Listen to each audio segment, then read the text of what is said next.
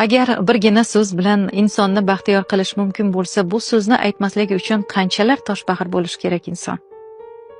Insonga dalda kerak ekanligini bilib turib sukut saqlash bu ruhiy zo'ravonlik va bu zo'ravonlik ba'zan qo'l ko'tarishdan ham og'irroq bo'ladi. Unutmaylik, sizni birgina so'zingiz kimdir uchun umid bo'lishi mumkin, kimdir uchun baxt ulashishi mumkin.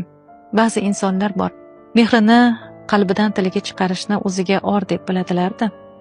Bor shunaqa insonlar, men bilaman shunaqalarni. His qilsa ham bu so'zlarni aytishga ojiz. Nega? Kibrmi bu? Birgina so'zi, rahmat, kechir, seni tushunaman, men seni tushunishga harakat qilaman, yoningdaman. Bu shunday so'zlarki, ular sizni bir oylik mehnatingiz, bir oylik ibodatingiz bilan teng bo'lishi mumkin. Chunki bu so'zlarda qalb bor, samimiyat bor, mehr bor. Robbim bizni ayni shularga chorlamaganmi? Ba'zan kechirasanmi degan bir og'iz savol qancha qalblarni yarashtirishi mumkin? Bizni tanlovimiz borda, sukutimiz bilan og'riq ulashamizmi yoki so'zlarimiz bilan baxt taratamizmi?